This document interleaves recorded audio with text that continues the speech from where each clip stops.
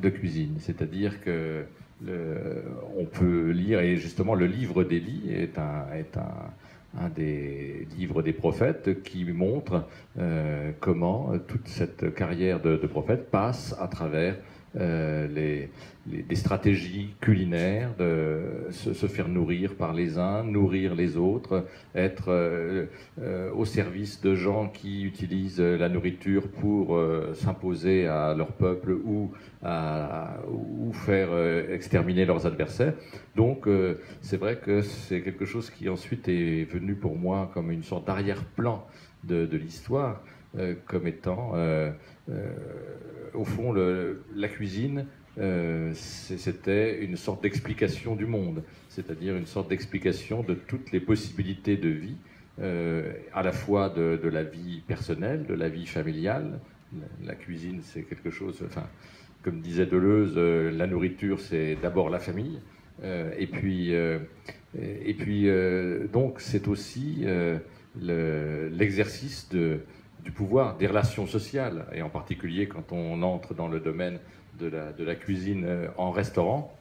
Il s'agit cette fois non plus seulement de nourrir des gens, mais aussi de les faire venir parfois, en tout cas des invitants et des invités nourrissent des relations parfois douteuses ou politiques ou cherchent à s'influencer. Et donc voilà quelqu'un qui, dans une cuisine, est amené à être, sans le savoir parfois, au service de manœuvres de pouvoir. Et donc, jusqu'à ce qu'il puisse parfois s'en rendre compte ou le contester. Et donc, pour moi, il y avait toute cette dimension extrêmement universelle de la cuisine qui permettait d'aller dans toutes les directions, dans le côté personnel, le côté familial et le côté social et politique.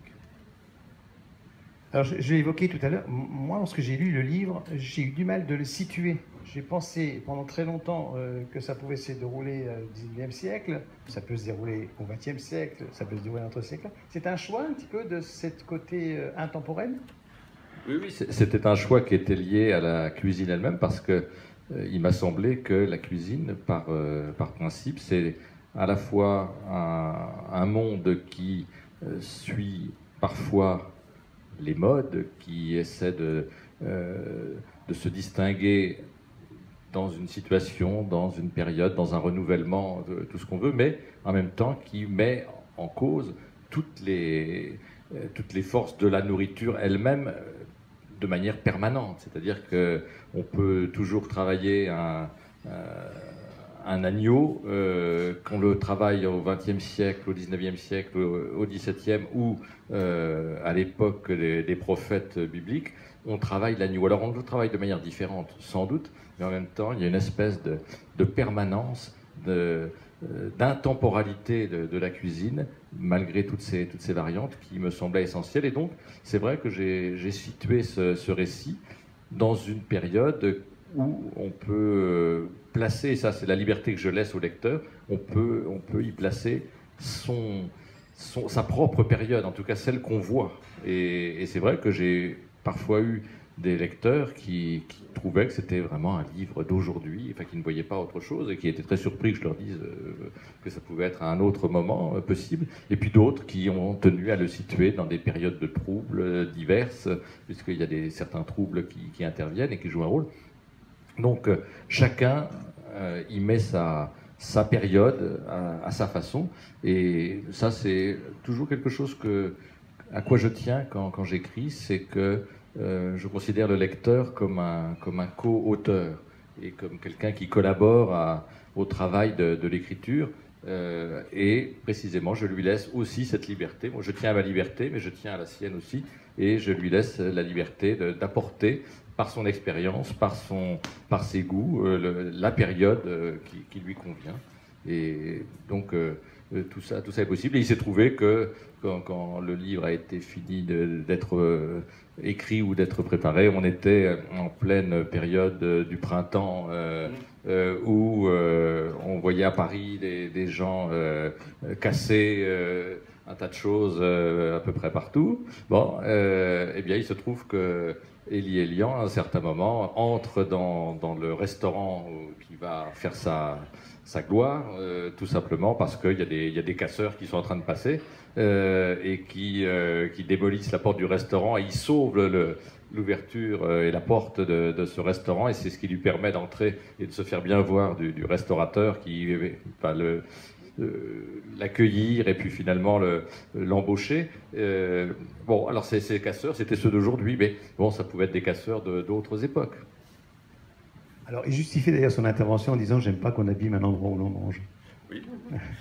Ce personnage, pour lequel vous avez un certain attachement, mais c'est normal, c'est votre héros, c'est quelqu'un qui en fait est insaisissable.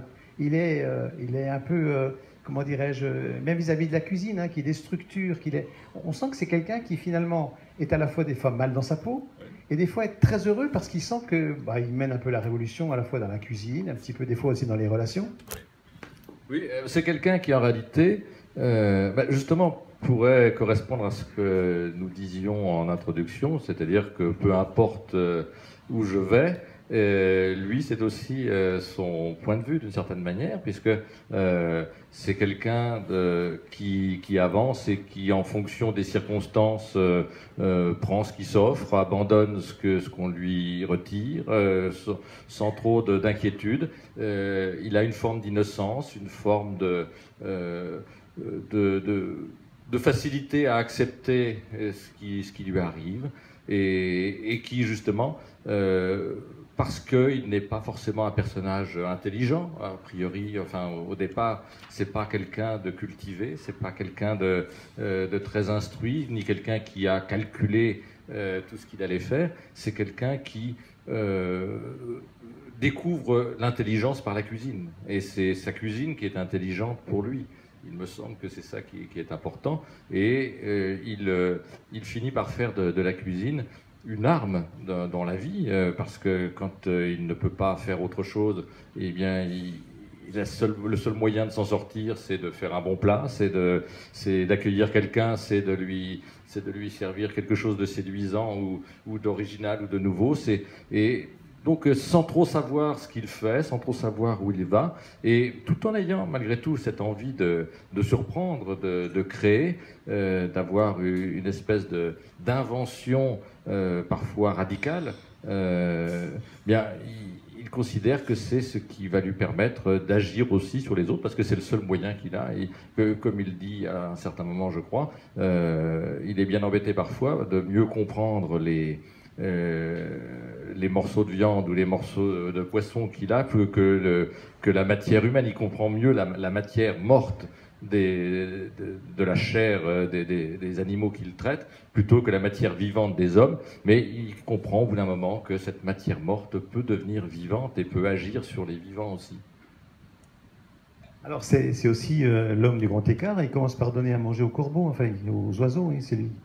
Quand il vit dans la rue, et il termine par une grande fête des voisins. C'est vraiment... Bon, déjà, la fête des voisins, c'est un clin d'œil quand même à notre monde contemporain. Mais c'est quelqu'un qui, en fait, est un homme qui vit pour sa cuisine, mais qui ne quitte pas la rue.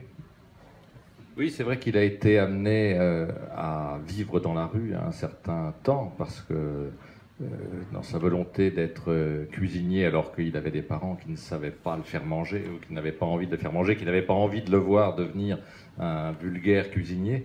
Et évidemment, il s'est retrouvé à un certain moment de sa jeunesse un homme de la rue qui découvre l'art de faire manger. C'est sa première recette, c'est vrai, c'est une recette bestiale pour les corbeaux qui lui ont lâché sur la tête un morceau de pain, et à qui il va rendre l'appareil, mais avec sa première invention.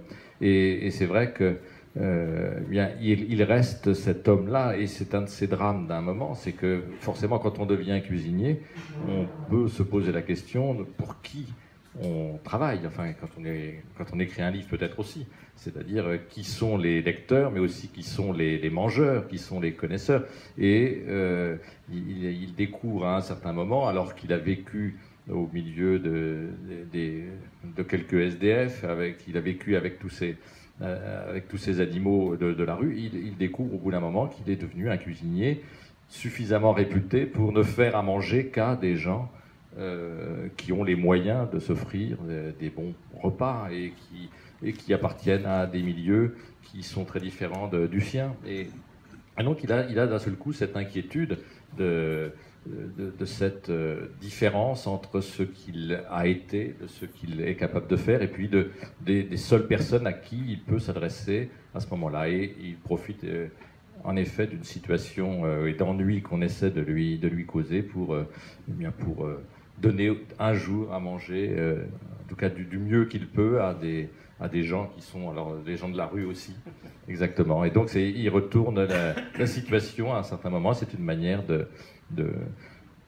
contrer cette angoisse et ce sentiment qu'il avait d'être devenu un simple nourrisseur des classes privilégiées. Et donc il s'est posé cette question de la démocratie de sa nourriture, de sa cuisine.